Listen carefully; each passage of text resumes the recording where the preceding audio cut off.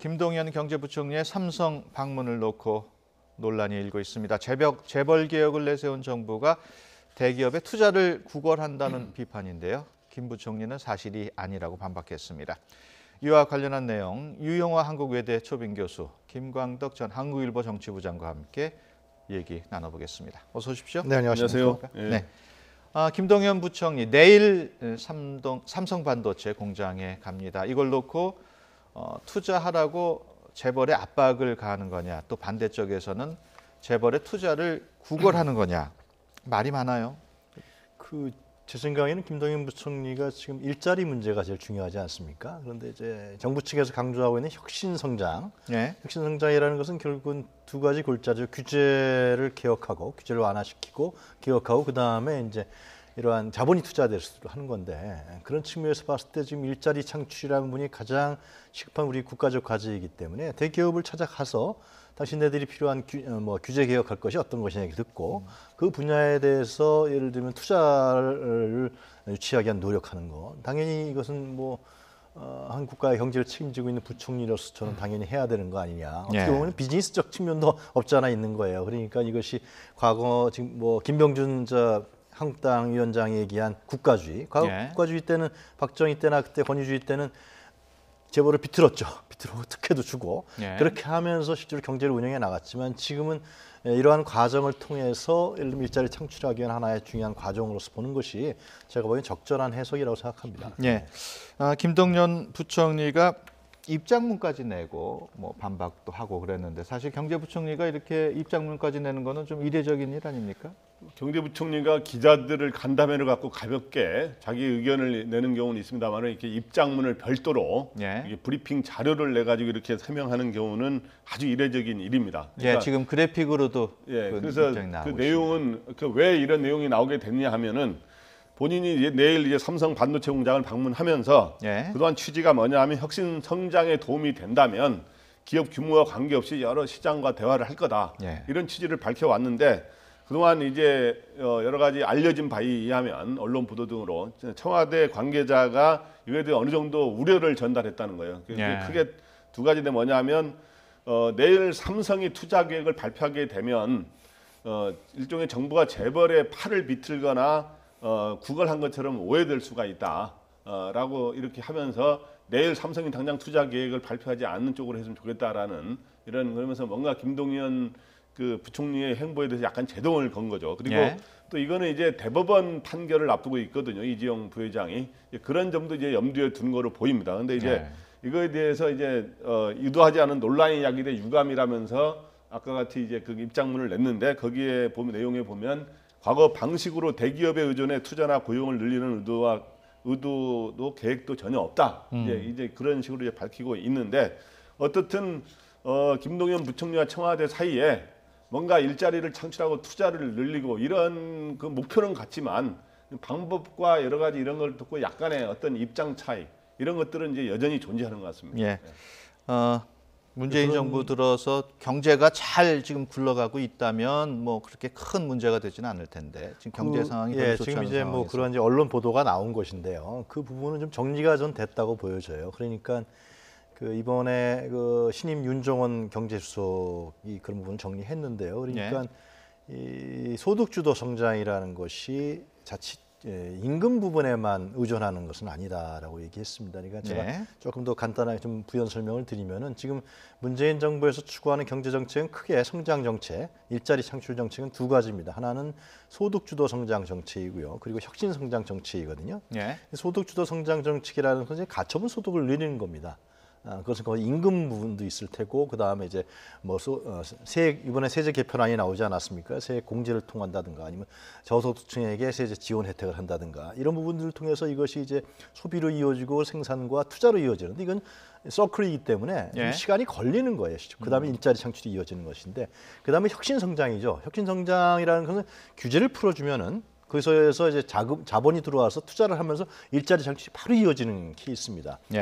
이 두 가지 정책을 병행해서 해나갔던 것이 이제 신임 현재 정부의 방침인 것이거든요. 이러한 골자 속에서 예를 들면 지난번 인도 때도 인도 대통령이 방문했을 때도 이제 이재용 부회장하고 깜짝 뭐 독대를 했다든가 상당히 뭐 상징적인 거거든요. 예. 삼성하고 이제 풀어낸다. 그런 것은 현 정부가 상당히 친기업적으로 그리고 친시장적으로 친화적으로 나가겠다는 것을 이 재계에 알려주는 겁니다. 지금 이제 김동연 부총리 같은 작년 12월부터 LG라든가 신세계, 현대자동차 쭉 방문하지 않았습니까? 예. 그러면서 이번에 삼성을 방문하는 건데 결국 그것은 제가 말씀드린 대로 혁신 성장을 통한 이제 일자리 창출에 대한 부분에서 정부가 상당히 노력을 다한다 이런 거로 보는 것이 제가 보기엔 정확한 것이 아니에요. 이건 정치 논리라든가 다른 어떤 뭐 과거에 있던 재벌과 권력 간의 뭐 딜이라든가 이런 시기보다도 현재의 경제 문제를 풀어내려고 하는 어떤 그런 부분으로 보는 것이 제가 보기엔 정확한 해석인 것 같아요. 네. 근데 사실 김 부총리가 대기업을 방문할 때마다 대규모 투자 계획이 발표되긴 했어요.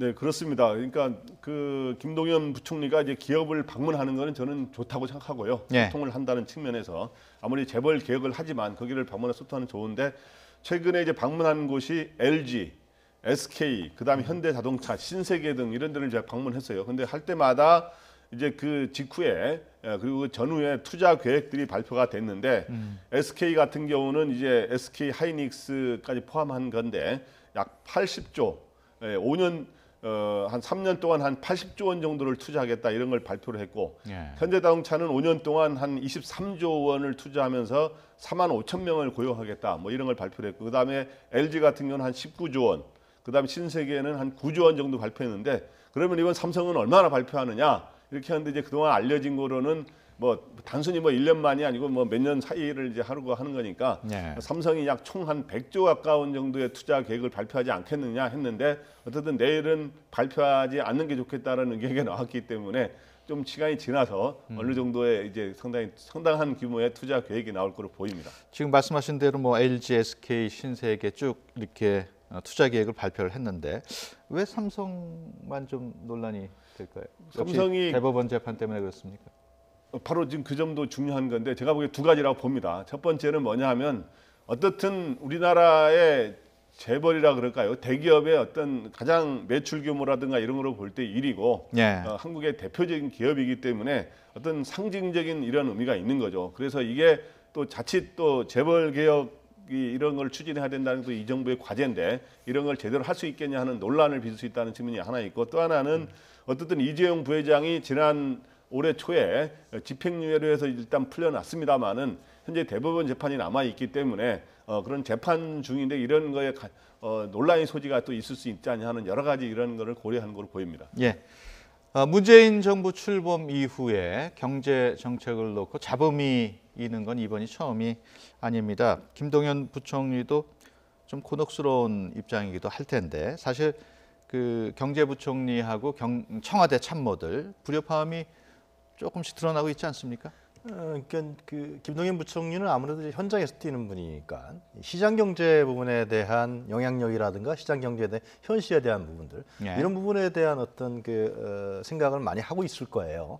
반면에 이제 지금 뭐 홍장표 수석이 이제 자리를 옮겼습니다만 경제수석에서 이 소득주도 성장론을 상당히 강하게 펼치지 않았습니까? 그것이 이제 임금에 대한 인상을 통해서 성장이 이루어지고 뭐 순환이 된다라는 것이었는데.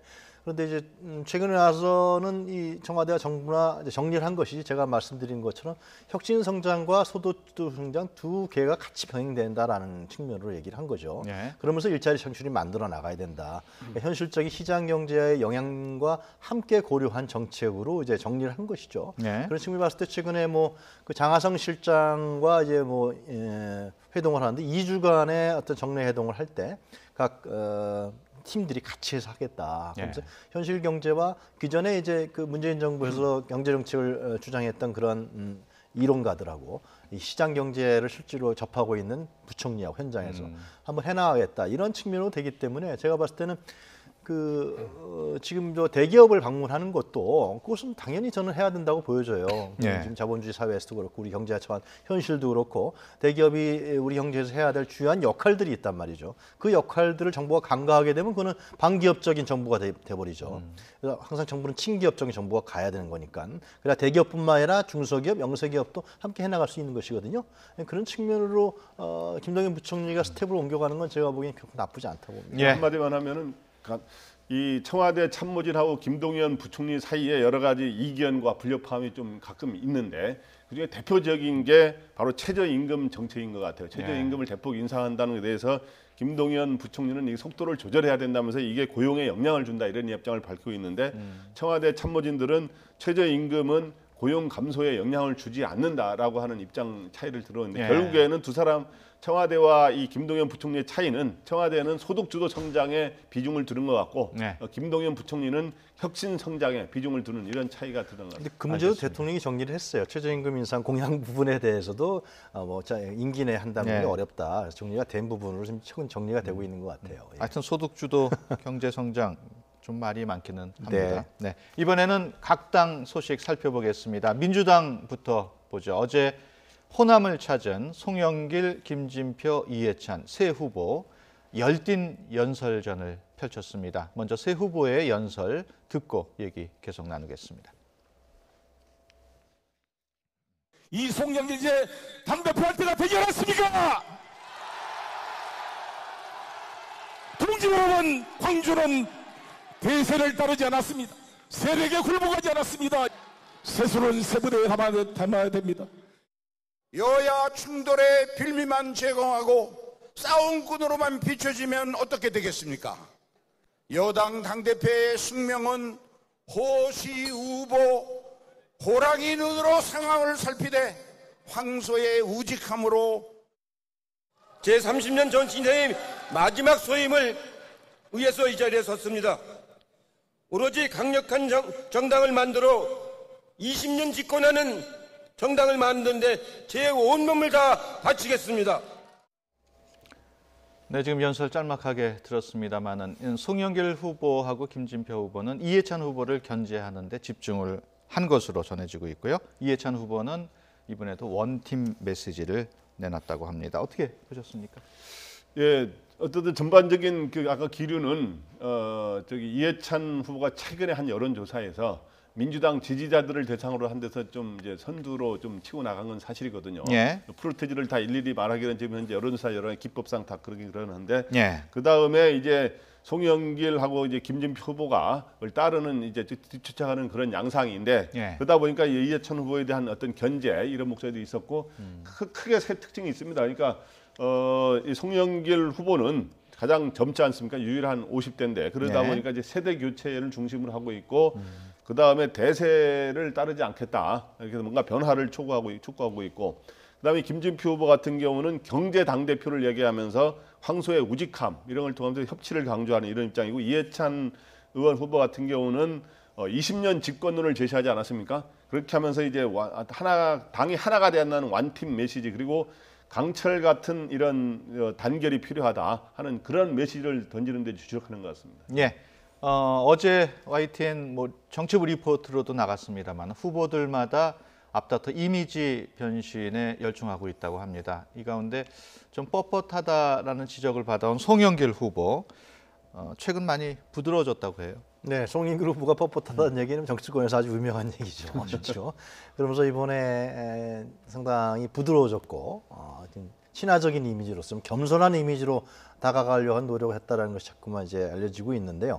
그 송영길 후보는 이제 지금 얘기는 이제 통합을 강조하고 있습니다. 그러니까 지금 유일한 50대다라는 측면도 있지만은 송영길 후보는 이제 호남 출신이거든요. 그래서 호남 대의원이 실제로 아무래도 민주당에서는 강세니까 호남 플러스 그다음에 이제 386의 세력을 이제 지금 586이다 해서 세력을 업으려고 하는 걸 움직이고 있는 것 같아요. 현재는요. 그런데 이제 결국은 이제 친문 주류라든가 친문 핵심과는 좀 떨어진 게 아니냐 이런 측면이 있는데 하여튼 송영길 후보 같은 경우는 지금 현재의 당 대표는 결국 이제 문재인 정부에 대한 지원과 관리 협치도 중요하지만 또 향후 총선 관리도 중요한 것이 아니냐. 총선에 대한 이미지라든가 당의 어떤 디벨로 시키는 문제라든가 공천 문제라든가 이런 부분들을 강조하고 있는 것 같아요. 그래서 현재 세 후보가 상당히 여론조사는 이해찬 후보가 좀 앞섰다는 얘기가 나왔습니다만은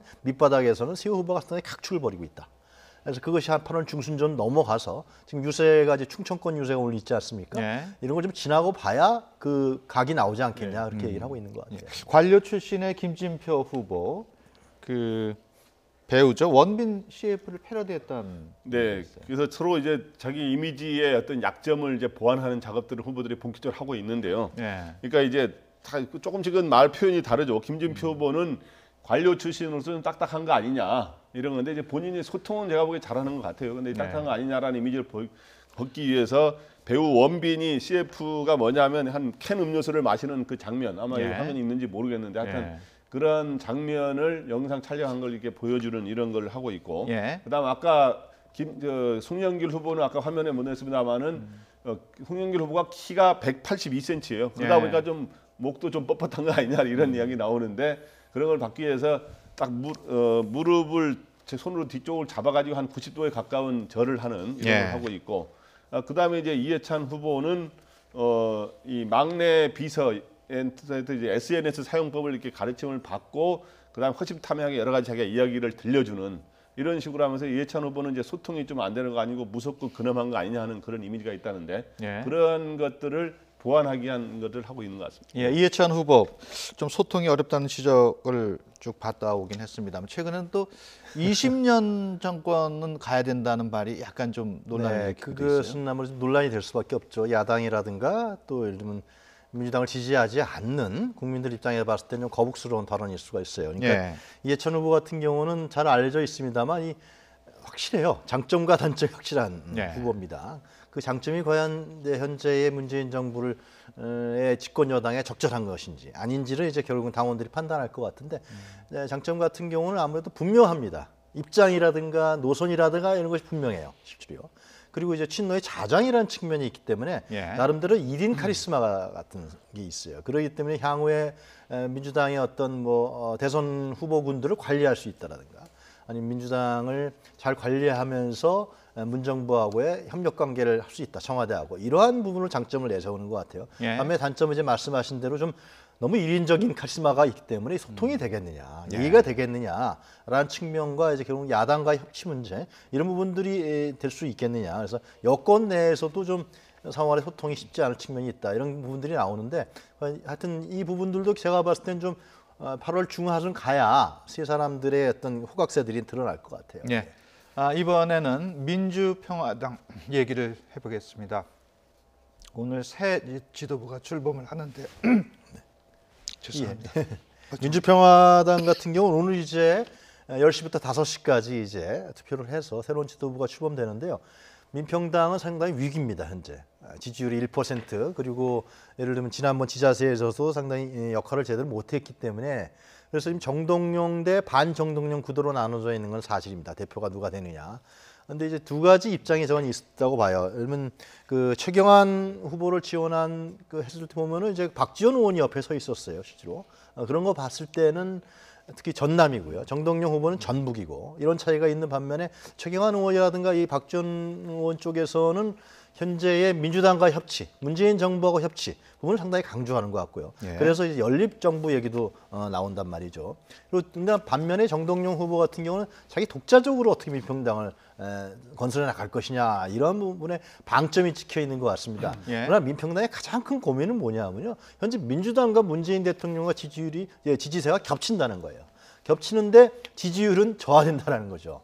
그렇기 때문에 호남에 있는 결국 호남 지역주의 정당인데 호남에 있는 유권자들이 오히려 민주당과 문재인 대통령을 지지하고 있기 때문에 이런 부분들을 어떻게 극복하면서 차별화해낼 거냐 아니면 완전 합류할 거냐 결국 이제 총선이 이제 뭐 1년 8개월, 9개월 정도 남여 있는데 이 부분에 대한 중요한 과제를 하여튼 오늘 출범하는 지도부가 해결할 수밖에 없는 난제에 얽혀 있다라고 볼 수밖에 없습니다. 지금 말씀하셨지만 당 지붕을 누가 잡든지 간에 과연 민주평화당 지지율을 어떻게 끌어올리느냐가 핵심이에요. 가장 큰 핵심이 바로 그거죠. 이제 이 민주평화당 같은 경우는 민주당의 지지가 굉장히 민주당과 문재인 대통령 지지율이 굉장히 높은 호남에서 주로 기반을 두고 있는데 뚜렷한 정체성을 그걸 차별화할 수 있는 게 민주당하고 이런 게 노선이라든가 이렇게 별로 없기 때문에 아마 존재감이 절 드러나는 것 같아요. 그러다 보니까 지지율이 1 내지 2% 전후 수준에서 왔다 갔다 하는 이런 상황인데 저기 1% 정도 나온 것도 있죠. 그래서 그렇군요. 정의당보다도 훨씬 낫죠. 정의당은 최근에 뭐 지지율이 또 노회찬 전 의원의 그런 불행한 일 이후로 더 지지율이 오르는 15%까지 올라가고 있습니다. 그래서 그런데 그런 걸 지지율을 끌어올리는 과제가 있고 그다음에 또 하나의 이제 당내 약간의 진로를 놓고는 과연 여당과의 연정이라든가 협치를 본격적으로 하느냐. 그렇지만은 그걸 독자적으로 여당과 손 잡는 것보다는 독자적으로 자강을 하느냐 하는 이런 논쟁적 과제를 어떻게 해결하느냐 하는 이런 숙제를 하는 것 같습니다. 어떻습니까? 누가 당대표가 가장 유력하다고 보십니까? 지금 현재는 6명의 후보 중에서 현역 의원 3사람이 이제 3파전으로 치열하게 붙고 있다는데 제가 뭐 일반적으로 볼 때는 아무래도 이제 대선 주자로까지 후보로까지 출마했던 정동영 이제 후보가 제일 유리한 거 아니냐는 시각도 있습니다만은 아까 말했지만은 최경환 의원은 이제 전남 광주에서 나온 유일한 후보고 유성엽 후보는 이제 같은 이제 정동영은 전북이 겹치거든요. 그렇기 때문에 최경환, 유성엽 의원도 굉장히 추격하고 있어서 좀 이제 또 열어봐야 되겠죠. 민주평화당 사실 당내 분란을 수습하는 게 가장 새 지도자의 이제 과제가 될 텐데 그 부분은 어떻게 보십니까? 그러니까 가장 큰 과제는 제가 아까 말씀드린 것처럼 현재 민주당하고 중첩되는 지지 관계를 어떻게 회복할 거냐라는 문제가 있습니다. 지난 총선에서는 이제 사실상 국민의당이죠. 국민의당과 민주당과 갈라지면서 이 지지 기반이 확대됐죠. 현재 여권이. 그러면서 이제 국회의원들이 상당히 호남에서 당선될 수 있었는데 이것이 이제 안철수 전 대표하고의 분당 이후에 민평당의 위치가 굉장히 좁아져 있기 때문에 과연 이걸 어떻게 회복할 것이냐, 어떤 차별성을 가져갈 거냐, 아니면 진짜 여권하고 협력해서 뭐 연립정부라든가 이런 형태로 진행할 거냐. 고단히 또 정치력이 필요한 문제이기 때문에 상당히 난제에 현재 봉착해 있는 건 사실인 것 같습니다. 바른미래당 상황도 보겠습니다. 9월 2일에 전당대회가 열리는데요. 손학규 전 상임선거대책위원장이 당권 도전 의사를 밝혔습니다. 이렇게 당권 도전을 결심하게 된 배경은 어떻게 봐야 될까요? 도전을 결심하게 된 거는 뭐 여러 가지가 겹쳤겠죠. 이제 본인이 뭔가 역할을 해보고 싶은 마음이라는 게 있는 거고요. 그 다음에 또 하나는 당내 여러 가지 요구들이 있다는데 출마에 대한 요구. 왜냐하면 당의 사실상의 양대 주주인 안철수 전 대표와 유승민 전 대표가 지금 현재 출마하지 않은 상황이거든요. 그렇기 때문에 뭔가 당의 존재감을 위해서는 뭔가 이 당의 어른, 뭔가 이 유명한 사람이 나와야 되는 거 아니냐라고 하는 그런 요구가 있는 건데 특히 지금 알려지기로는 안철수 전 대표가 손학규 후보를 뒤에서 혹시 지원하는 거 아니냐라는 이야기가 나오고 있습니다. 그래서 그 측면에서 관심이 있고 그다음에 현재 손학규 이제 이 전 선거대책위원장 외에도 한 7, 8명 정도가 지금 후보로 거론되고 있거든요. 근데 이제 역시 그 여러 가지 중량감의 차이로 인해서 손학규 전 대표가 실제로 출마를 선언하게 되면 손학규 전 선거대책위원장이 굉장히 유리한 거 아니냐라고 하는 얘기가 나오고 있는데 여기서 또 하나 주목해서 정치권 전체로 볼 때 주목해서 볼 바는 뭐냐 하면 만에 하나 손학규 전 위원장이 이제 당 대표로까지 선출되는 일이 있게 되면 혹시 민주평화당에서 정동영 후보가 혹시 당선이 되고 그러다면 이제 민주당에서는 이해찬 의원과 김진표 이런 이제 의원 등 이런 사람들이 이제 나오게 되고 그다음에 김병준 한국당 비상대책위원장 아닙니까? 그러다 보면 대부분 이분들이 노무현 정부 말기인 2007년 대선을 전후로 해서 활약했던 인물들이에요. 그렇기 때문에 10여 년 전 인물들이 다시 전면 복귀하는 거 아니냐라고 하는 그런 측면에 또 관심도 갖고 있습니다. 손학규 전 위원장이 출마를 하게 되면 흥행에는 도움이 될까요? 사실상 바른미래당에서 지금 안철수와 유승민 의원이 사실상 뭐 뒤로 물러선 과정에서 바른미래당을 내놓을 만한 어떤 정치인이 마땅히 보이질 않아요. 그렇기 때문에 아마 손학규 추대론이 나오는 것이고 뭐 안철수 측에서도 추천한다 이런 얘기가 나오는 것 같은데요. 그러나 이제 누가 되든지 간에 바른미래당의 대표가 한 달 정도 남았습니다. 9월 2일 날인가 전당대회가 있는데 결국은 바른미래당의 스탠스, 뭐 민평당도 마찬가지 케이스입니다. 스탠스를 어떻게 가져갈 것이고 어떻게 정치적 입지를 확보해 나갈 것이냐. 향후 차기 총선과도 관련 있고요. 특히 이제 현재 문재인 정부의 관계를 어떻게 설정할 것이냐는 문제. 특히 손학규 후보 같은 경우는 중도 정당을 많이 얘기하고 있다면 중도 개혁 정당, 중도 개혁 정당의 실체, 중도 개혁 정당의 지지세 이런 부분들을 어떻게 확보해 나갈 것이냐가 가장 중요할 수밖에 없게 될 것 같습니다. 알겠습니다. 지금까지 유영화 한국외대 초빙 교수 그리고 김광덕 전 한국일보 정치부장과 함께 얘기 나눴습니다. 오늘 말씀 고맙습니다. 감사합니다.